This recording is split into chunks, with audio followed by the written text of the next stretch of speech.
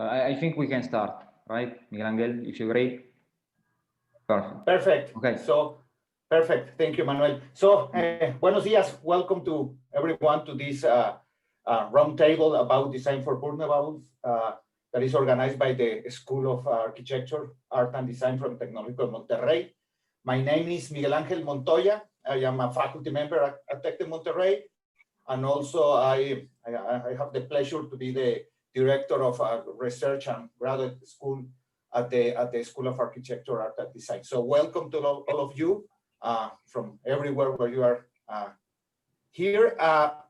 We will start this roundtable with the first participant, that is Samantha Winter. Samantha is from Columbia University there in New York, in the United States. She works in the School of Social Work, and mainly his main focus is in slum or informal settlement health. No, so this that she do exploring the social, environmental, and climate determinants of women's health or access to the health. No, yeah, she has, as all of our participants today, she has a very nice resume, but I will keep here. So to give the word. So Samantha, as we say, you have more or less 10 minutes, and I will, at the 8 minutes, I will let you know that you have 2 or 3 minutes more. Thank you very much for being here. And thank you to all of you. Great, thank you, Dr. Montoya, for that introduction. I'm just going to share my screen quickly. I swear I've tried not to have too many slides, and I'll try to stay to time. Thank you for inviting me to be here. I'm excited to be here. This is an important workshop and an important topic, so I'm really excited to be part of the conversation. I'm going to be speaking largely on health and healthy communities. So as Dr. Montoya mentioned, I really focus a lot on informal settlements. We'll define that a little bit later, but this is kind of one area of vulnerable communities, or one type of vulnerable communities with a lot of heterogeneity. So there's a lot of differences in informal settlements. You might have known them as barrios, slums, favelas. They have a lot of different names across a variety of contexts and cultures. So I will just kind of move forward. So an informal settlement, I'm only defining this so that you can kind of put it in the context of this notion of vulnerable communities. So an informal settlement sounds a lot like a vulnerable community in many ways. It's usually a densely populated residential area lacking durable housing, sufficient living and public spaces, access to basic infrastructure and services like electricity, water, sanitation, solid waste disposal, and then as well, there's often a lack of secure tenancy. And often, again, making these parallels between what a vulnerable community is and sort of the communities that I work in, residents often face a lot of discrimination and disadvantage in these communities. They have often a lack of recognition by governance frameworks and formal services. Again, this tenure insecurity, so land may or may not be securely held. Folks may have differing abilities to kind of own land or to buy or even rent land. And there's generally frequent threats of eviction or demolition. And then there's kind of this reliance on precarious livelihoods and high exposure to disease and violence. And so when I'm talking about health, and I'm going to talk about it very generally, because in talking about vulnerable communities, health is extremely contextual. So that's sort of the emphasis I want to make, is that the health and the factors that contribute to health in each community are so contextual. So some things have commonalities across different communities, and I'll talk some about that, at least in the communities with which I work. But I also want to always come back to this idea that you have to get to know a community and you have to understand the individual determinants of each community to really understand what the health profile looks like and how to be sort of service to that community. So when I talk about health in informal settlements or in vulnerable communities more generally, I also wanted to broaden that perspective of health to include welfare or well-being, right? So health is a much broader perspective. Oftentimes when we talk about health in vulnerable communities, we focus on the negative. So we focus on disease, or we focus on injury and violence-related health problems or non-communicable diseases, but we often forget about this notion of kind of mental health and well-being, which is part of this broader perspective of health. And health, at least within the communities that I work in, so in informal settlements, it's not always just a function of poverty. So I often work in communities where there tends to be high levels of poverty, but there's, again, these communities have heterogeneity. So there's pockets of poverty, and then there's pockets of folks who are doing much better. And so it's not always this function of poverty, but it's also part of this sort of intimately shared physical and social environment. So in the communities that I work, they're often kind of pocketed communities. So they can only spread so far. So they're surrounded by industrial areas, or they're in a floodplain, or they follow along rivers and valleys. And so oftentimes they're spatially kind of contained in some way. And so they have this shared physical and social environment, and the health in those communities is very reliant or very associated with where they're situated or where they're set.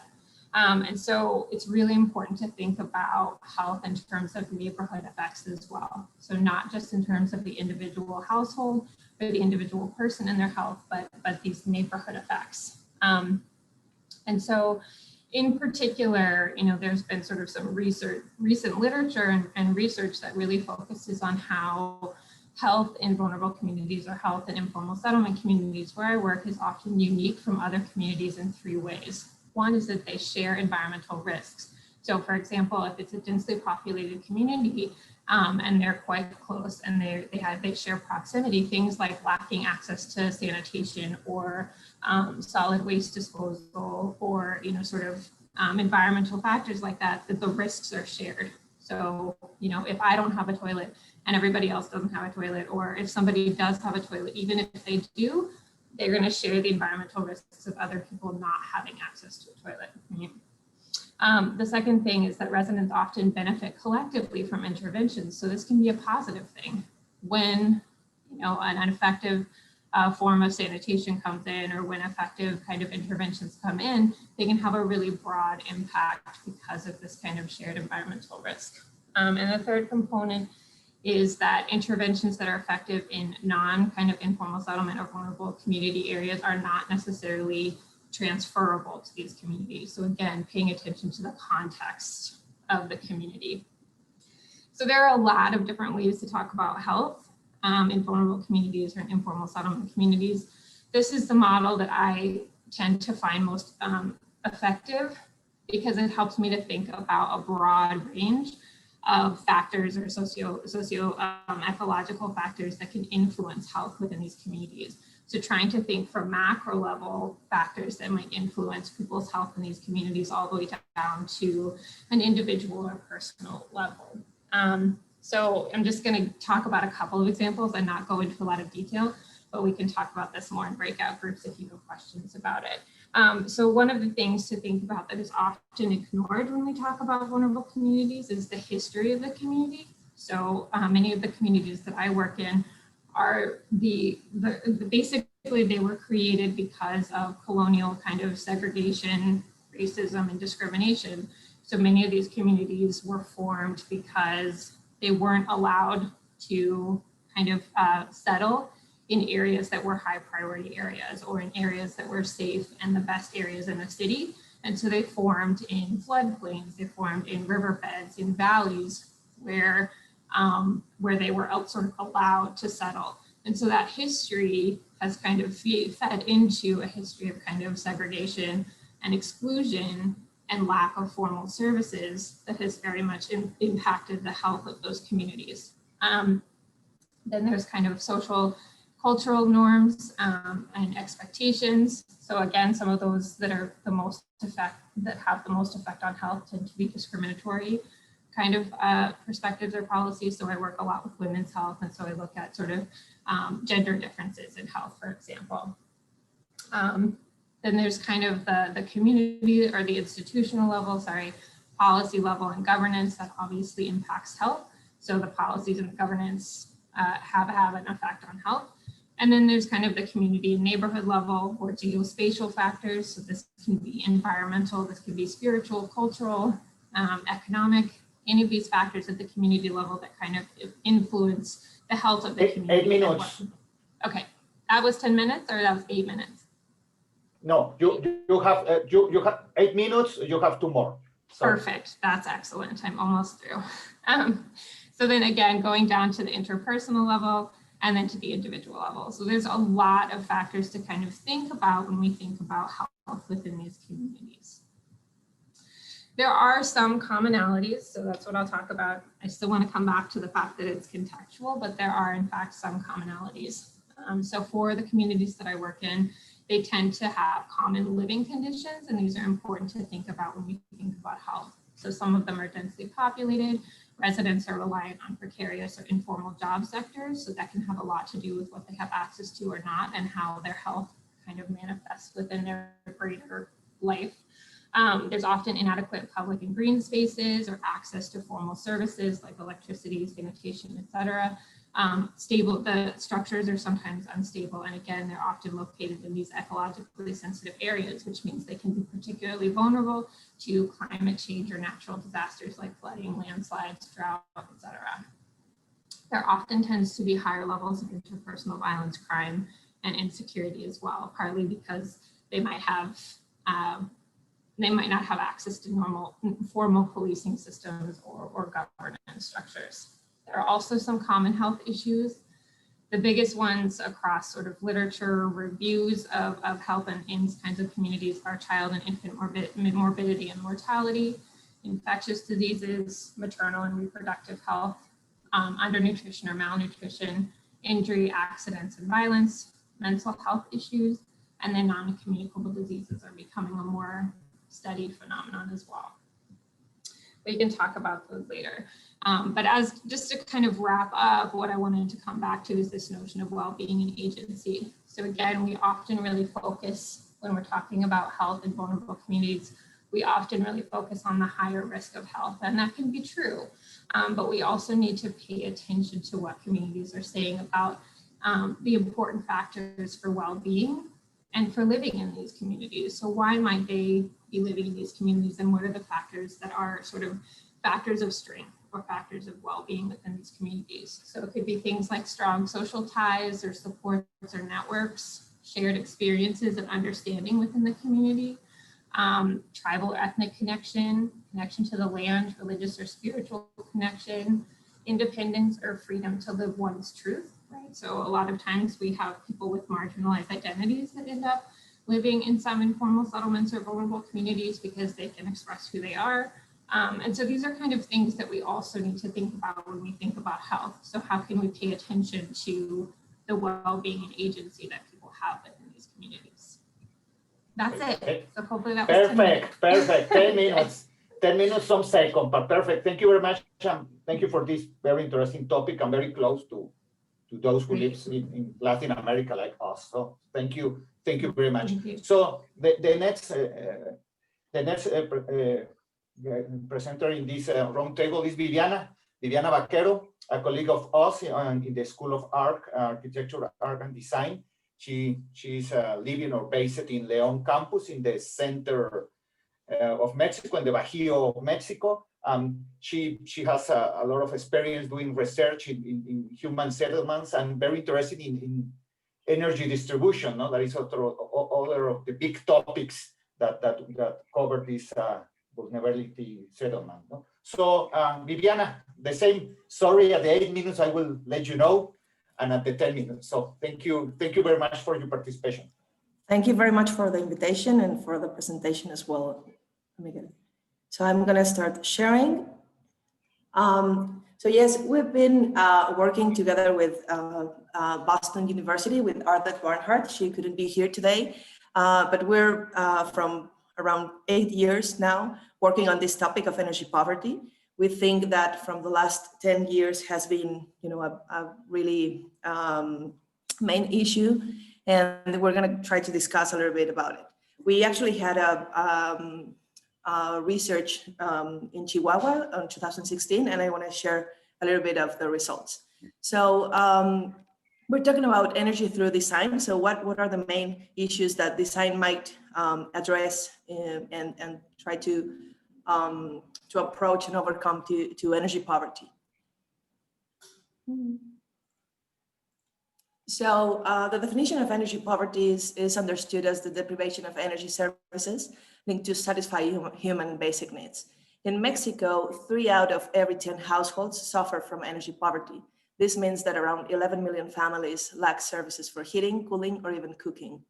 So this, although we do not have, we have like different areas of energy poverty, from the very severe extreme energy poverty without access to energy, but also, and we will see later, how much cost energy in our country. So the fundamental differences from measuring energy poverty goes from human needs that are absolute, finite, and few and classifiable, but then also are the satisfiers for these human needs. And energy poverty research measures its poverty through satisfiers. Some of the main indicators throughout the literature that goes through energy poverty in vulnerable population is, of course, the age of population, the 4 years old or the elder, due to thermal comfort distress, especially specifically in regions like Chihuahua or the arid regions where we have several climate conditions. Also, particularly in the European region, they have this measure of 10% of their net household income should be, the target to have spending in energy. So if you spend more than 10% of your net household income, you are considered an energy poor household. Then home ownership, also it's a big issue. If you are not, if you don't own your dwelling, it's more relevant or more difficult that you will repair or maintain your dwelling. So home ownership is still, it's also a big issue. The education level, of course, the access to resources and knowledge about energy efficiency and other big topics about energy. Of course, the unemployment rate, again, has to do with financial capacity of paying for these services, and the building state of conservation, the age of buildings, the materiality, the energy performance. So also it's a big issue with regards to energy poverty. Then we have this sort of diagram of what are the main indicators or the main things that we need to value in energy poverty and vulnerability in these communities. So as I said before, has to do with the climate, of course, the buildings, energy demand, the buildings' final energy consumption, and then, as we discussed, the whole measures that we need, the elevation measures that we need to overcome for the livelihoods.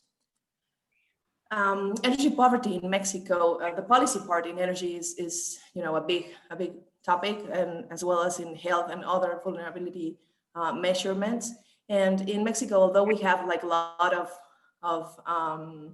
environmental policies and energy poverty measures, we still not have like a very, very specific compliance path towards energy strategy and transition to energy. So the National Energy Strategy was the first one that actually has this social inclusion and good quality energy access topic.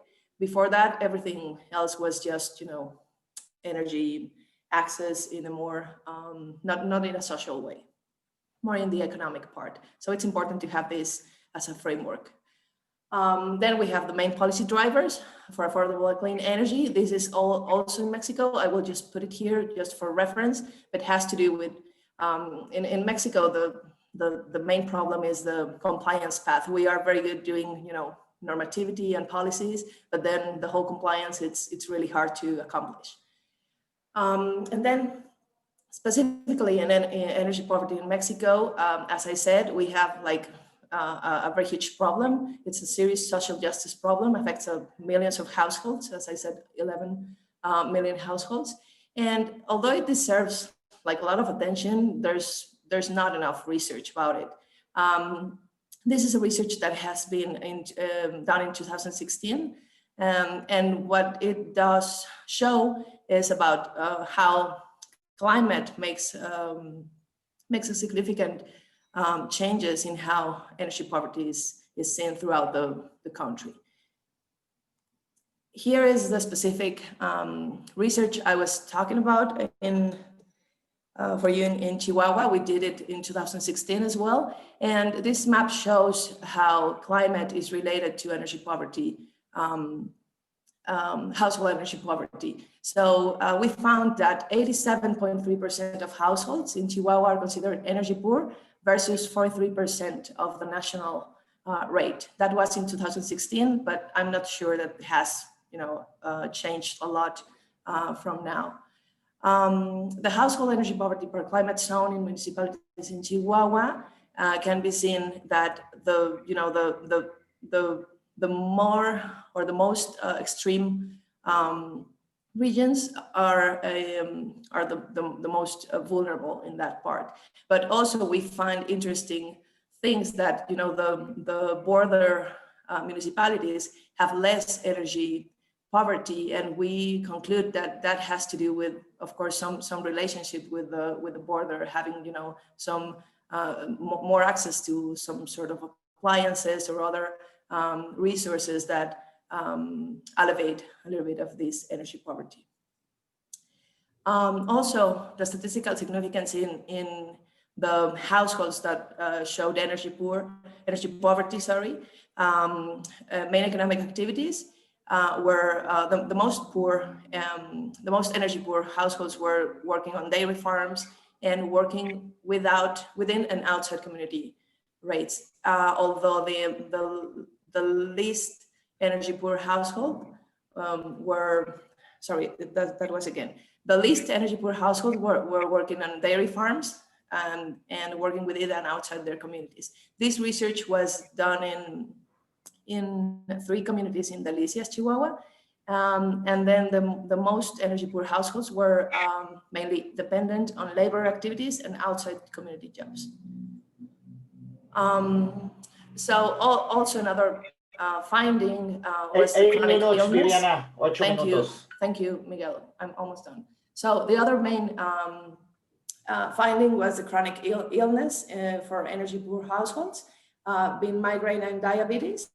Both illnesses can be linked to extreme temperature conditions and other related stuff that has to do with energy and thermal discomfort. So the role of designing clean energy access, we want to address these 2 main questions for further research. It has to do with if the physical form of communities affect how much energy we use in the home, and if the ability of communities, especially vulnerable communities, can adapt to these impacts of climate change and energy poverty. And that's what we're trying to work now. So we know that inefficient housing stock, lack of maintenance and good materiality in walls and roofs, urban design that provokes heat island effects, all inefficient appliances, other criteria are triggers to energy poverty levels. So design may play a role in defeat this challenge, proposing energy efficiency strategies that goes from product scale and to urban scale. So, and we are trying to propose these sort of energy communities. Energy communities have the ability to manage its electrical resources by becoming active participants in the supply and electricity demand of their community, are kind of cooperatives. And they're very popular in European Union specifically, and some sort in the US. But in Mexico, we are trying to propose this sort of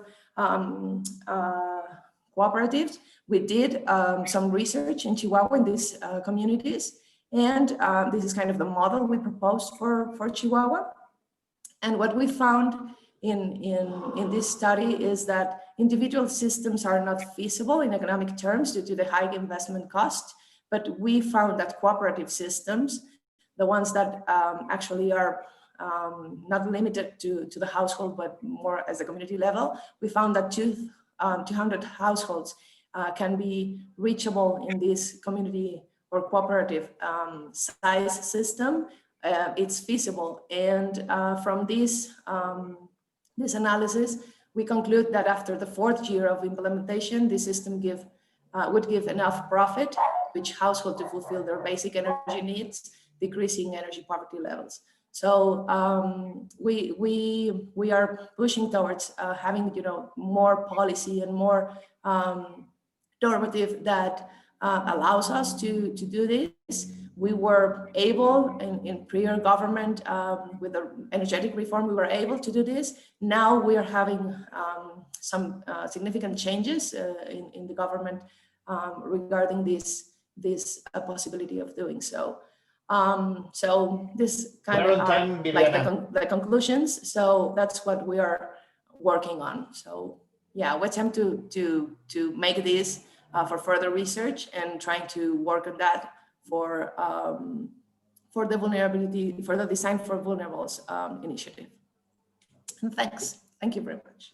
Thank you very much, Diana. A very interesting topic and related also to with regulation. So it's very interesting and no good times for that topic with the new government. So thank you very much, Diana. Then the next speaker is Luis Fernandez. Luis Fernandez is part of the Initiative for Sustainability at Tec de Monterrey. He's a faculty member and a professor at Tec de Monterrey. He's a climate change officer and she works and publish a lot of things in this topic. So Luis, welcome and thank you very much. And at the 8 minutes I will let you know. Gracias, Luis. Thank you, Miguel. Thank you, everyone. Thanks, Emmanuel, for this kind invitation. Well, I'm going to talk today about a theoretical framework to analyze, and perhaps this could be of help to people dedicated to architecture. This is actually a philosophical framework. I am a philosopher, but I hope this can be useful for most of you in trying to understand how to design for vulnerable communities. So I'm going to speak about biopolitics and necropolitics in the Anthropocene. So the basic definition of vulnerability, particularly for the Intergovernmental Panel on Climate Change, is defined as the propensity or the predisposition to be adversely affected. Vulnerability encompasses a variety of concepts and elements, including sensitivity or susceptibility to harm and lack of capacity to cope and adapt. But this doesn't say to what you're vulnerable. This is like a mantra. Vulnerable to what? We all know that, but also who is creating this vulnerability. This is not only about the environmental risk, it's also what is facilitating the environmental risk itself. So we have to look at the politics in place, the power dynamics that are in place as a source, an active promoter and perpetrator of vulnerability. And when I say politics, what I mean is power dynamics, because vulnerabilities are not fortuitous. They don't just appear out of nowhere. They are mostly constructed, fabricated, perpetrated. So power is a source and perpetrator of vulnerability. So we have to look at the dynamics of power that are put in place that exasperate vulnerability. So to speak about this, we need to talk about the theoretical framework and mostly about Michel Foucault and the concept of biopower and biopolitics and necropolitics, which he defines as the set of mechanisms through which the basic biological features of the human species become the object of a political strategy, of a general strategy of war. And mostly the point is to exploit numerous and diverse techniques to subjugate bodies and to control populations. So this is basically the power dynamics that are put in place to how people should live. What are we allowed to do? What are we not allowed to do? So this exerts influence on life, subjecting it to precise control and regulations. I'll go very quickly because we have very little time.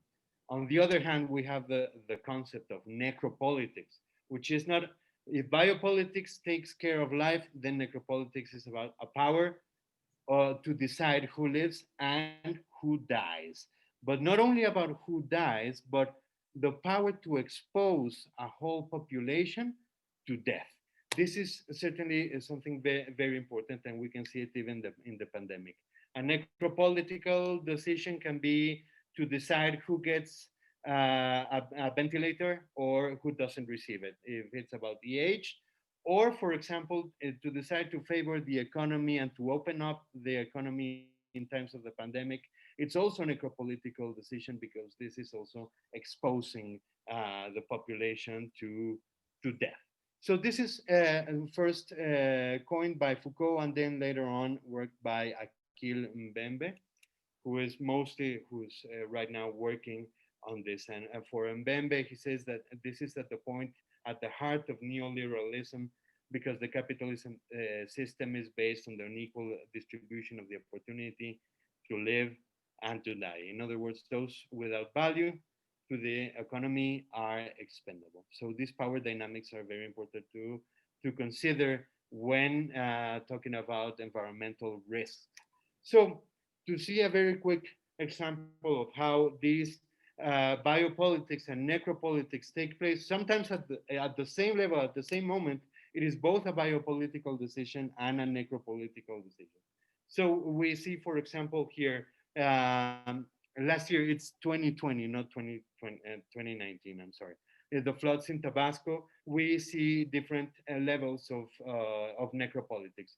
First, to be one, to continue constructing in areas that are high risk of flooding, for example. And the other, that is one kind of decision which could be necropolitical because it is exposing populations to death. And the other, as you can see in this quote, this is from the president of Mexico. So how to deal with the flood that happened in Tabasco, he says, we had to choose between inconveniences, not to flood Villahermosa and that the water would come out through Samaria to the low areas. Of course, the people of Najacuya, the Chontales, the poorest were harmed, but we had to make a decision. So this is called as this was a utilitarian approach, but to use the poor in order to solve the problem is a necropolitical decision that is always at the basis of these kind of power dynamics. And there are other kinds of necropolitical decisions, for example, to favor the economy, to favor corporations. For example, this is the case of Constellation Brands in Coahuila and in Mexicali in the north of Mexico, where people, the corporation are favored the water and you're taking away the water from very vulnerable communities. Yes, this is an environmental risk, but mostly it's a political decision that is creating the vulnerability for these communities. Now, on the other hand, these necropolitics can take place in an instant, but also it is important that these necropolitical dynamics take place throughout time. So here another important concept is slow violence. Slow violence means it occurs gradually and out of sight, which is very important. A violence of delayed destruction that is dispersed across time and space, and attritional violence, which is typically not viewed as violence at all, which is this is really important, that we do not see it as such. We see it as pollution, we see it as perhaps a natural consequence of environmental degradation, as something else, but we don't see it as violence, and it is important to see this as violence. And given that this is across time and with slow onset events, it disappears from the view of people, and particularly for environmental degradation, for climate change, this becomes particularly relevant because of onset events. So we do not see them, and this slow violence takes place quite commonly. So in a pattern that is repeated in the world, environmental risks are commonly placed in the path of the least resistance near communities with the smallest reserves of political, economic, and social capital. So this vulnerability is constructed. It is based on a decision. It is not only about the geography in which it is taking place. So this a very interesting paper, which I am showing there. So violence and toxic geographies, which is highly recommended. And also this book by Rob Nixon. So Violensky, he's the one who coined the term. And of course, to marginalize people at the edge of cities is a decision, a source of vulnerability. And this could be particularly relevant in terms of architecture, perhaps. For example, with heat waves. So we can see here from a paper. 8 minutes, Luis. Okay, thanks. With Simcap et al., who says that it is in the design of the architecture that could create slow violence in the way that the houses that are built for the poor are particularly relevant, particularly vulnerable for people to die of heat waves, which this will be throughout time more and more and more relevant. So it takes place in large apartment blocks with high rates of poverty, and they're looking at places in Prague, in Budapest, and others. And for example, now that we were discussing energy poverty, also this could be important to take notice of race and the politics of energy transitions, because this could also take place, could be very relevant in terms of architecture. So we see that there's a race gap in residential energy expenditures, where Black households have higher residential energy expenditures than white households in the US, even after controlling things like income, household.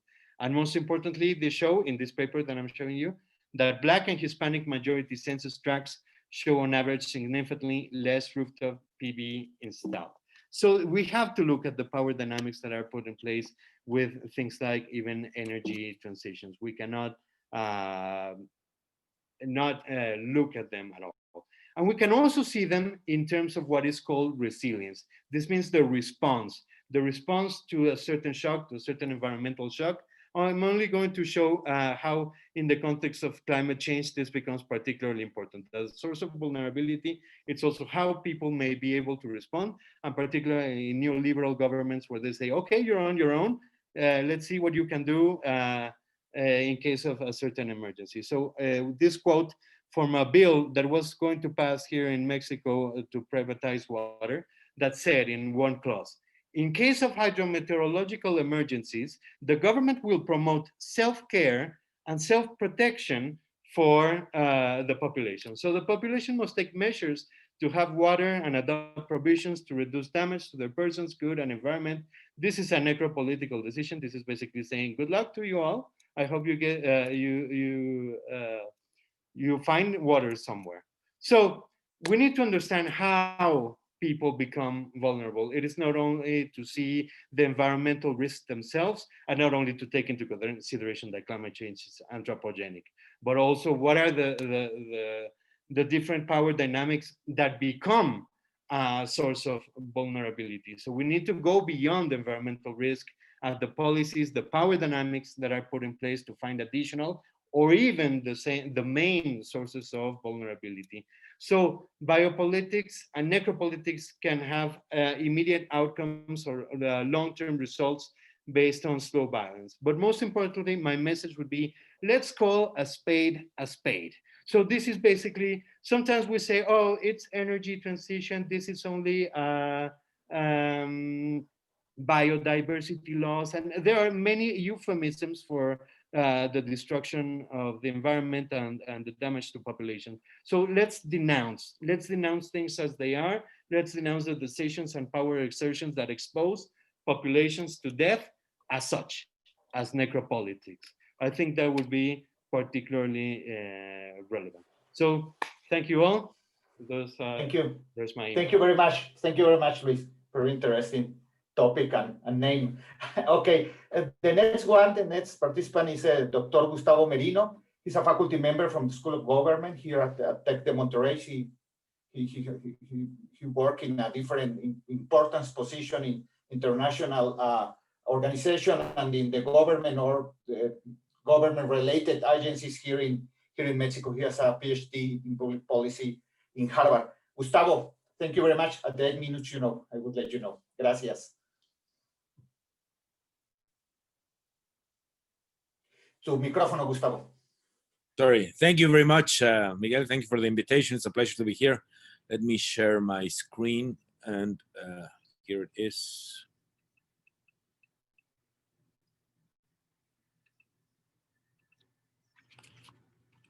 So I'm going to be addressing the issue of vulnerability, especially from the point of view of poverty and inequality. Some of my colleagues have already done that. And I would like to concentrate on three basic messages. One seems a bit obvious, and in fact, Sam mentioned it in the first time. Vulnerability is associated with multiple factors.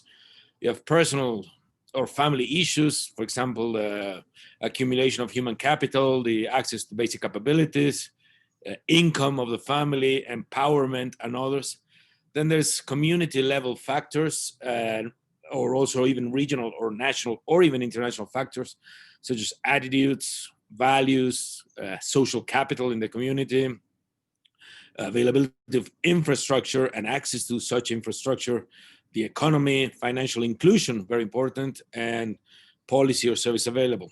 And of course, we have the environmental issues, both the natural environment, natural resources, but also the social, political, and economic.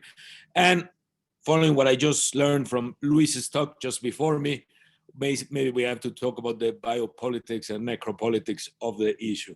But the point is that we can't address vulnerability if we just look at some of the single aspects. We have to understand the whole package.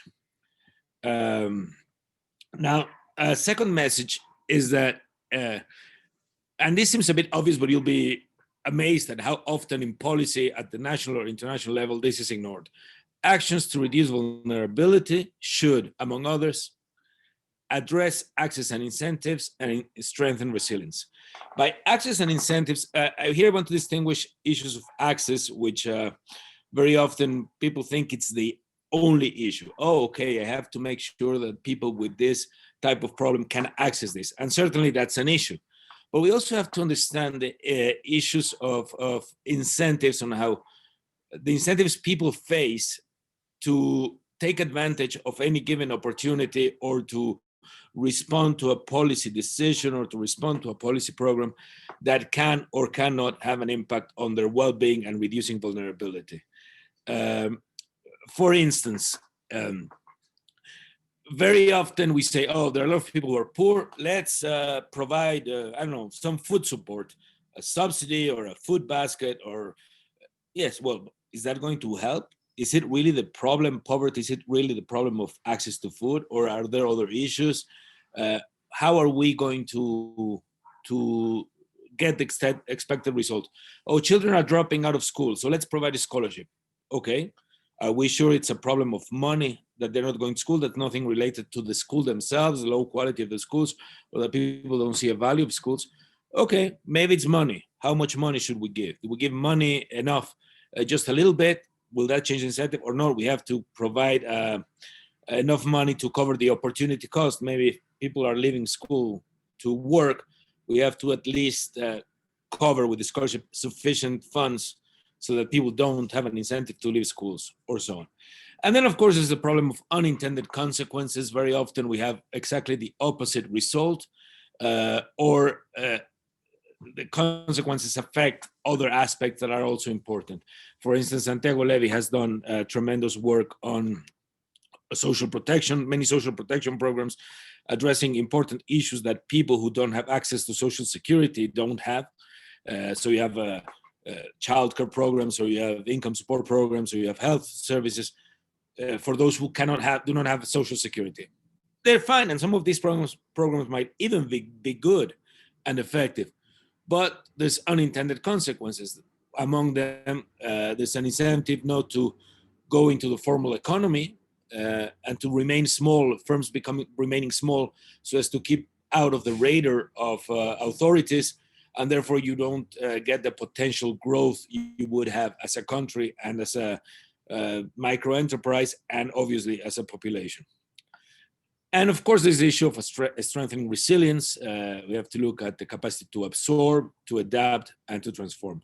Now, I don't want to spend too much time on this because we don't have much time, but I have here a quote from Abhijit Banerjee and Esther Duflo, who, together with Michael Kramer, won the Nobel Prize in Economics 2019.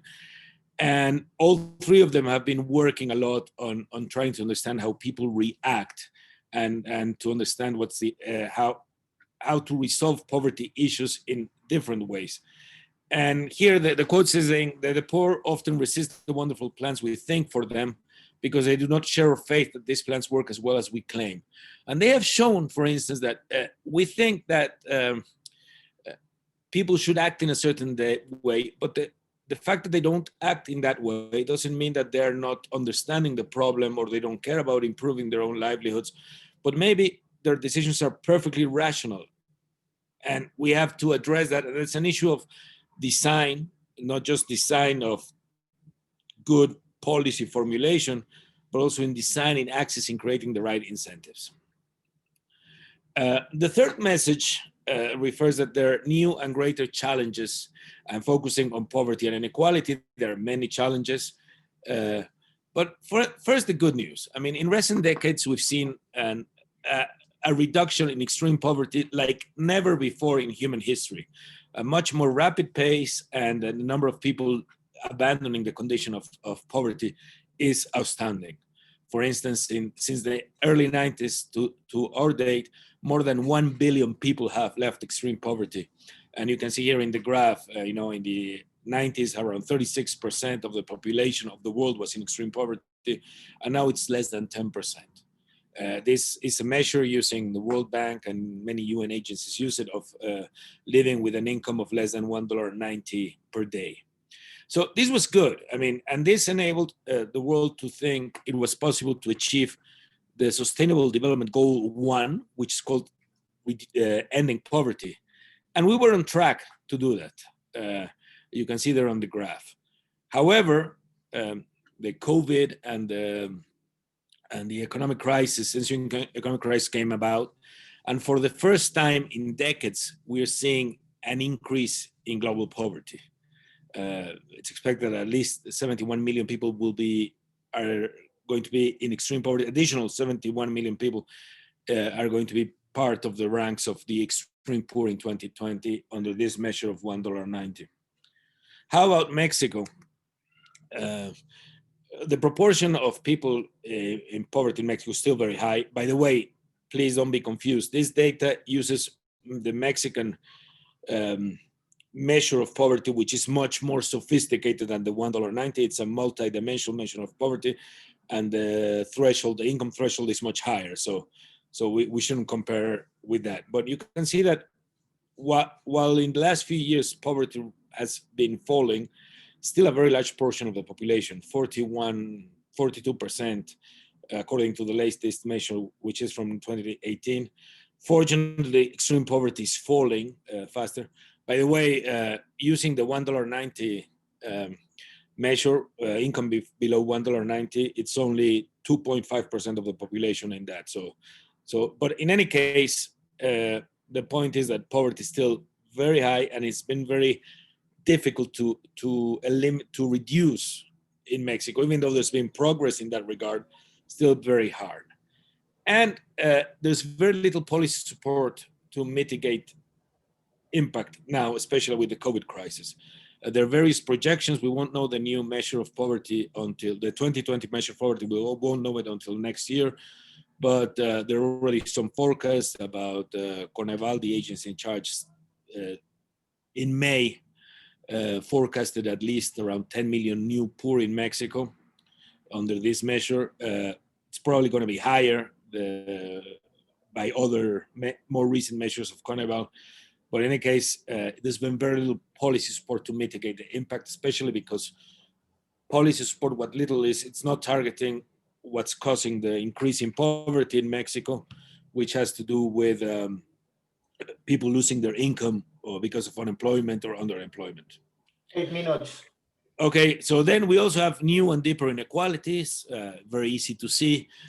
Those of us who can work and study from home versus those who can't. Depends on the type of economic activity, to access of technology, the conditions at home, are we a lot of people in one single household and we don't even have running water to wash our hands, or is there, whereas those that have space, the community infrastructure is also different. And Mexico is among the most unequal countries in the world, it's one of the most unequal countries in the most unequal region of the world, which is Latin America. And you can see here, well, in this graph shows several countries, but I'll turn to the one in the right. I'm looking here at two very distinct groups. rural indigenous women versus urban non-indigenous men. And there you can see, you know, around 70% of rural indigenous women are poor, according to Coneval's measure, whereas it's less than 50% for urban indigenous men. And then extreme poverty, the orange bar shows that, you know, of the poor, very few of the total of urban non-indigenous men are poor, whereas almost half of the rural indigenous women are poor. So that's a difference. And then with this, I end. UNDP has a Human Development Index. It's a multidimensional index. It started being produced in 1990. And for the first time this year, we're going to see a negative change in the HDI. So you could see variation in the HDI from year to year, but for the first time, we're going to have a reduction in the worldwide level of human development, which is very bad. So with that, I end. Thank you very much. I guess we'll have time to talk more about this later. And thanks also to my colleagues, because I'm learning a lot from this talk. Thank you. On time, Gustavo. Thank you very much. So the next and the last but not the least presenter is Marco Morandotti, Professor Marco Morandotti from University of Pavia in Italy. He's a full professor in the architecture engineering at his university. He's vice director of the Department of Civil Engineering and Architecture there in Pavia. And also he's responsible from the scientific activity in the science techniques for building and project at a laboratory that they have there in Italy, where they work in sustainable design for developing countries, hospital design and healthcare planning, knowledge-based conservation and historical heritage, and territory assessment for sustainability tourism. So Marco, thank you very much for being here. Good afternoon for you. Yeah, thanks you, Michael, and of course to everybody for this beautiful opportunity to share experiences. I go right to sharing my screen, of course. So here we are. I hope you can see everything here. So I'd like to share here in this 10 minutes some approaches that we have developed in the Department of Building Engineering and Architecture, the Faculty of Engineering of the University of Pavia, and not only this kind of theoretical approaches, but also some kind of results we have achieved in some countries we are working on in the Global South. So as you told, my main field of interest from a researcher is building technologies and sustainability. And so this was quite interesting for me, how to manage to apply this kind of approach in different contexts rather than European ones. But I am also, let's say, personally engaged in this kind of topics, as I spent some of my time as a volunteer in a local NGO acting in Ivory Coast, Kenya, and something else. So there is a kind of both of the two perspectives that I will try to mix and match in these few slides. So as has been already said, and we all know, there is a kind of wide scenario that we are facing in terms of human development differences between the North and South. And so the point is how we can act in order to develop sustainable path of growing in local communities in a difficult context. And as has been told in the presentation before, health and development is contextual. So of course, this kind of context doesn't matter only about climate and natural resources, but also about health, education, standard of living.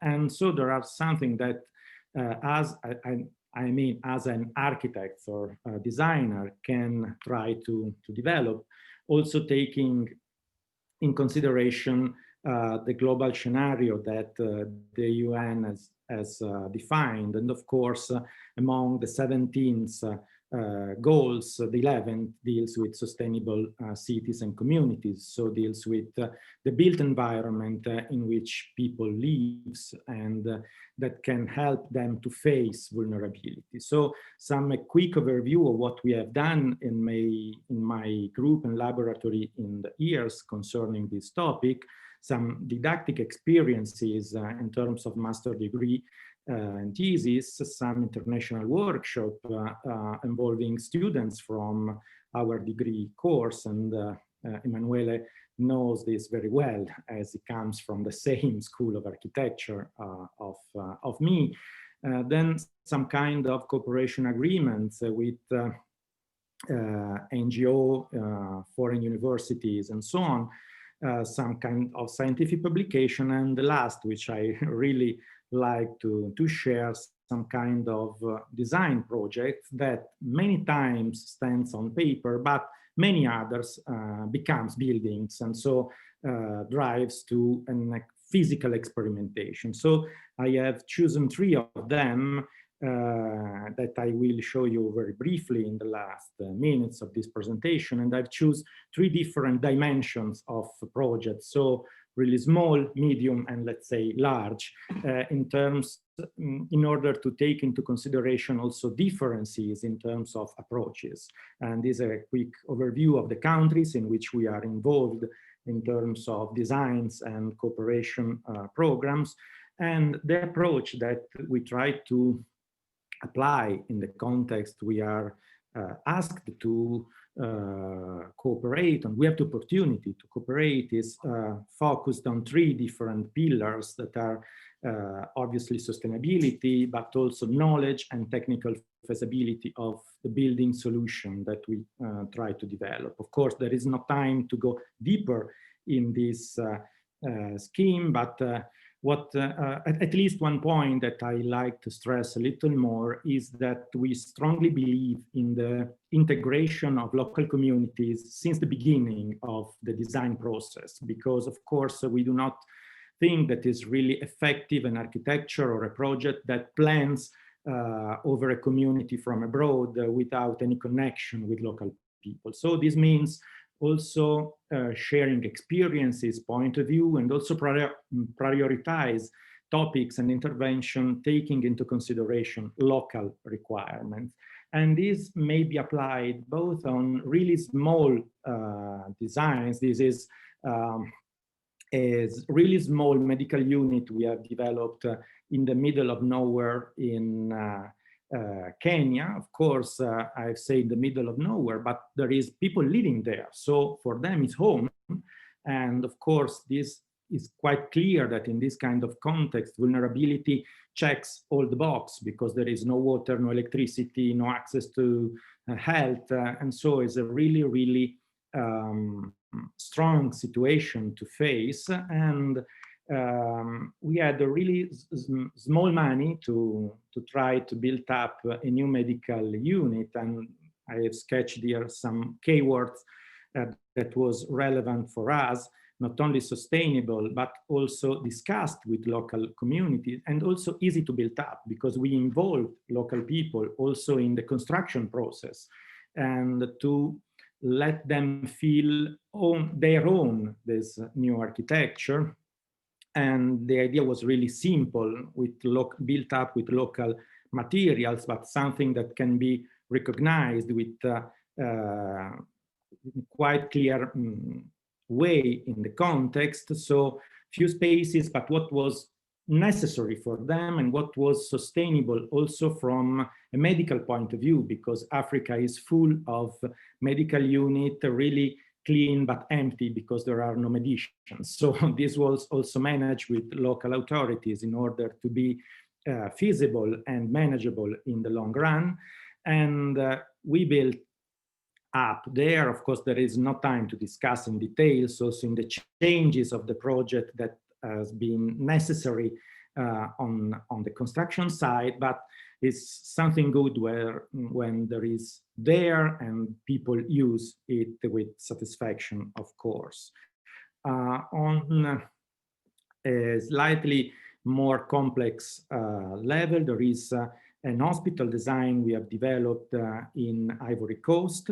I like to underline this because the project here was developed among a master degree thesis, and so a student spent 3-4 months over there, and the design, she followed both the design and the construction side, so it was a really engaged also from a didactic point of view. The context is Ayame, which is a really small town in the south of Ivory Coast. Here problems are mostly health due to fever and malaria, which are endemic. So there is a really huge problem from the health point of view. 8 minutes, Marco.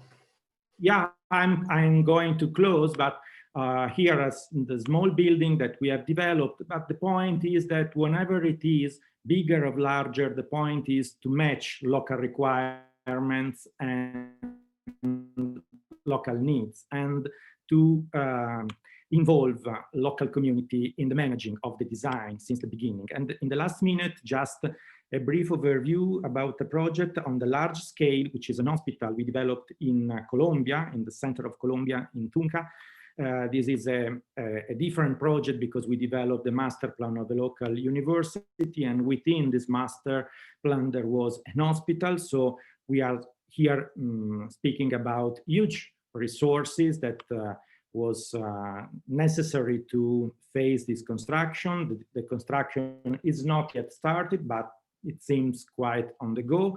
And in this point, there was a much more relevant study of interaction with climate resources, and also trying to share a kind of approach focused of human beings and architectural standards, also in a context in which there are really many differences also in terms of access to health facilities like Colombia is. And to conclude and to thank you for your attention, as Nelson Mandela used to say, it always seems impossible until you make it done. So thanks for your attention, and thanks again for this invitation.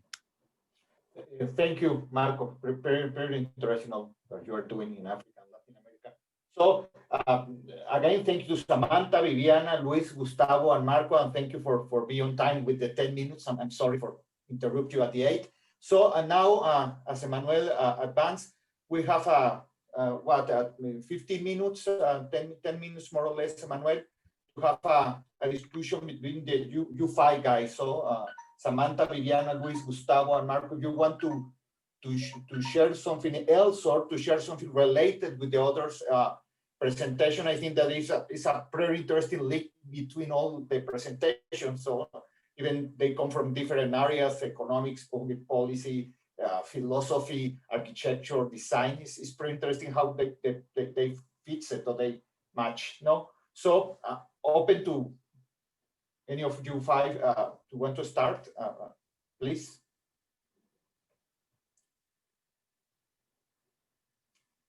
It's hard to be fierce, but Can I have the word? Yes, please, Viviana.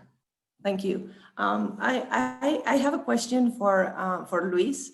I think the philosophy point of view, it's always really interesting, and you know, the power and all that. And I would like to ask about grassroots development, and how do you think about if that would be, I don't know, an answer for all these political aspect that you present to us? Thank you, Viviana.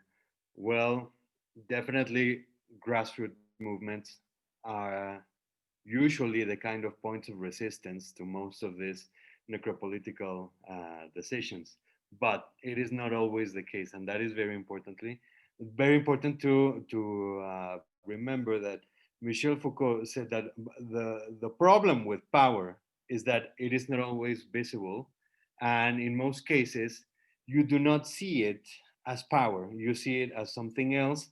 And sometimes not the perpetrator, not the victim of the exertion of power, know that the dynamic of power has been exerted. So sometimes even the victims perpetuate the dynamic of power which is dominating them. So the classic example of this is, for example, with heteropatriarchal societies and machismo, where you see some women who are not aware of the dynamic of power and replicate the same dynamic that is oppressing. So this can be also the problem. It's not only about the state or corporations that are oppressing people, but about if we are conscious or not of the dynamic of power that is happening, because it could be a grassroots movement that is still replicating the same dynamic of power, even if they are the oppressed. So that is really something that is very important, very relevant to say, that it is not the magical solution only to say grassroots movement, but to see if they are aware of the power dynamic that is being put in place in order to resist it. I think that would be really important to mention. Thanks for this question. No, thank you for your answer. I have a question following up on Viviana's and Luis's comments. One, and has to do with also the patriarchal viewpoint. One problem Mexico, like many countries, had is that parents tended to let their male children go to school, but not the female children go to school. Why educate a girl if she's going to get married, if she has to stay at home and work? It's not, that was the machista view of the world. And we had in Mexico some programs that were very successful and copied around the world, and unfortunately they have been abandoned now. Conditional cash transfer programs was Progresa, Oportunidades, Prospera. And one thing it did, among the benefits of the program, it gave a scholarship to children on the condition that they attend the school. And when the program started, of every 10 students, roughly 6 were boys and 4 were girls, because of this cultural issue of not sending the girls to school. Now, if you ask a sociologist and anthropologist, will say, well, you have to change the culture and the attitudes. It's true, but that takes a long time. I mean, this has been going on for many generations. You probably take many generations to change it. So the economist solution was, we'll just make the scholarships for girls considerably higher than for boys. So when the parents said, oh, well, little Gustavo should go to school because he's a boy, but Maria should stay at home because she's a girl. But now it was very expensive to keep Maria at home. So in a way, you can see it as a bit of a bribe. Well, you really should get Maria to go to school. But that helped because it solved the problem of the traditional viewpoint. And in fact, by the time the program ended, it was 50-50% in terms of boys and girls in schools. And actually for what do you call it, preparatoria, high school, it was still a bit higher for girls than for boys. So it changed what the culture couldn't change in a much faster way. What do you think of this type of ways to resolve issues? Is that a question for me? Well, it's good for you or for anybody who, yes, maybe Luis, but maybe anybody has thoughts on that.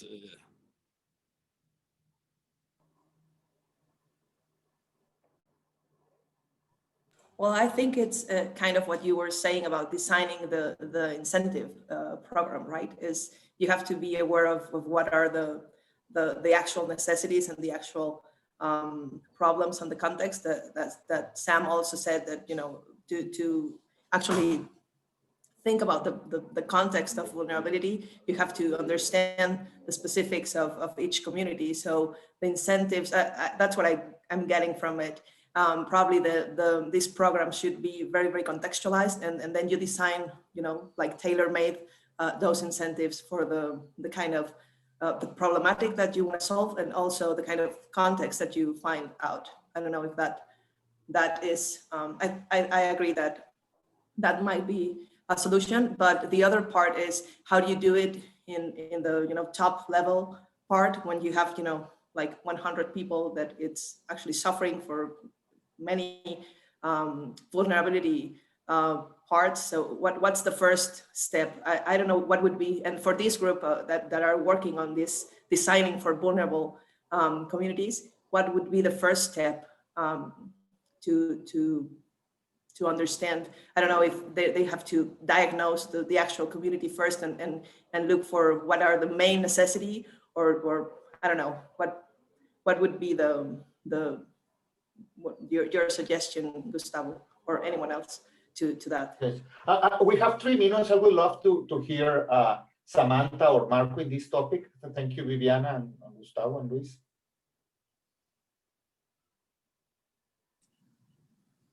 Sure, I can jump in a little bit. I mean, I think this is like the tough part about the notion of design for vulnerables in many ways. Like, there is an absolute necessity that at the macro level, there's change, because I think, as Luis was saying, like, so much of the vulnerability is rooted in the power dynamics or the inequalities that are systemic. They're, either, part of neoliberalism and are part of sort of these greater level governance and cultural structures that exist, historical structures that exist. I mean, I have a hard time with that because I work at the community level, and my job is to kind of work with communities, recognize, vulnerabilities, recognize health issues, and come up with interventions that might, be somewhat effective in those communities. But ultimately, until we also deal with these kind of greater level structures, these policies, these governance, these beliefs, we're never going to see the kind of change within these communities that really changes vulnerability, that really makes a difference in those power structures. And I don't know, it's a chicken or the egg issue. I don't know. I think you have to kind of address both at the same time. So working with governance structures, using, these kind of opportunities to work with communities to have an example or set an example, or for rethinking the way that policy or greater level structures can exist, but also, attacking it from the top side. That's all I really have. I mean, it's a tough issue. I deal with this question all the time. Thank you. I don't know, Marco, you want to add the final words of this part? Just one note, because there was a topic that Samantha told in his interesting presentation, which was health is contextual. So there is a point of looking the context in order to define priorities and so on. And this is something that sounds really familiar to what we try to teach to our students, speaking of architecture, because also architecture needs to understand the context and try to set a position within that context. And so this sounds familiar in the way you have to know the place you are acting or you are going to act, and also to learn by doing what you are doing in the context you are acting as a designer, for instance, as an architect. And this, and I am closing, is really related to the topic, to the sense we try to do to the action of cooperation, because it means cooperation means doing together,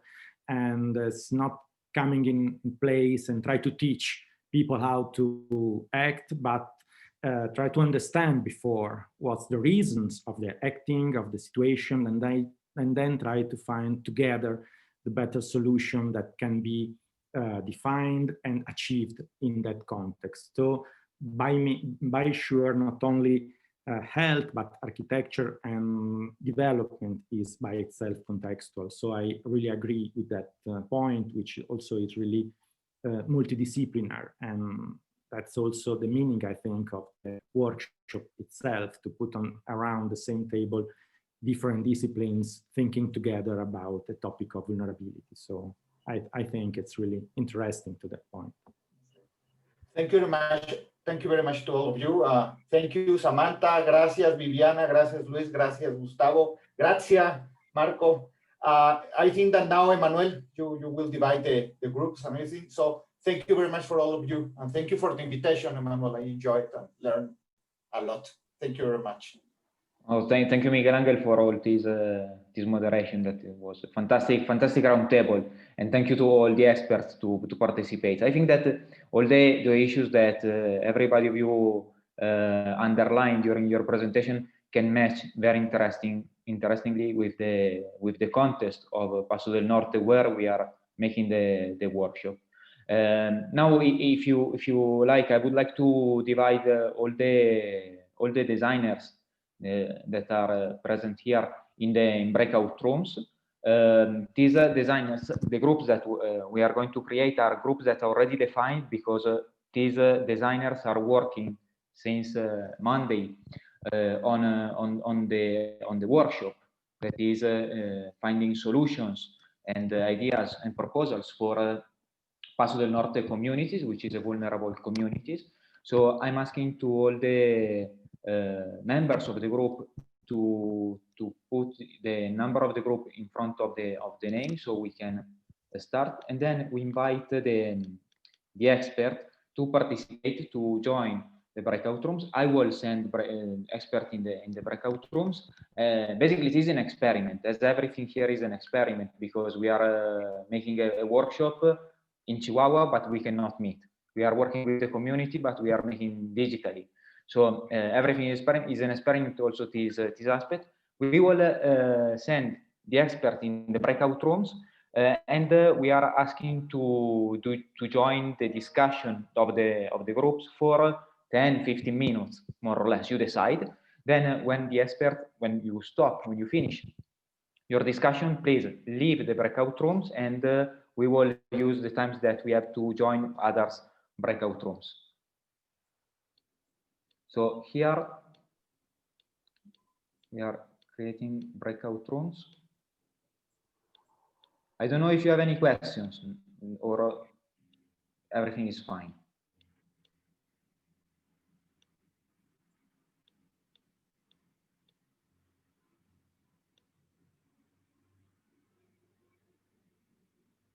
It's missing group number 5.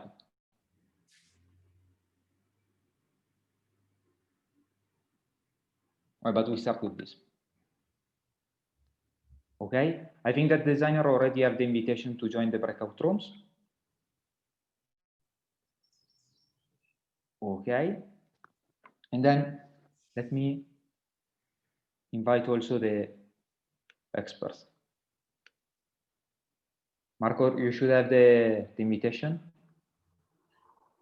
Okay. Pepe Conde is not listening. Right.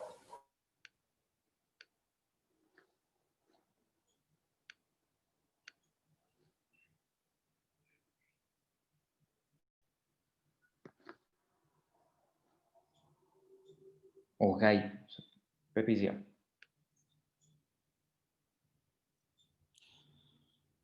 Siamo ancora qui. Oh. Adesso andiamo. Pepe, Nayeli e Gustavo in the room number 5. Ellos son del 5, ¿ah? Sí. Ok. No, Ahí tienen que tener la invitación. Mauricio, no sé si tú sí, déjalo quieres ir con ellos un momentito. ¿Eh? Al 5. Al 5, porque están Okay. nada más Nayeli y Pepe. Sí, yo voy para allá. Perfecto. Deja, no, digo, este menso que se mete. Listo. Pero deja que entre Pepe, ¿no? Déjalo hablar por teléfono, que está haciendo otra cosa. Pero déjalo. Perfecto. Ok.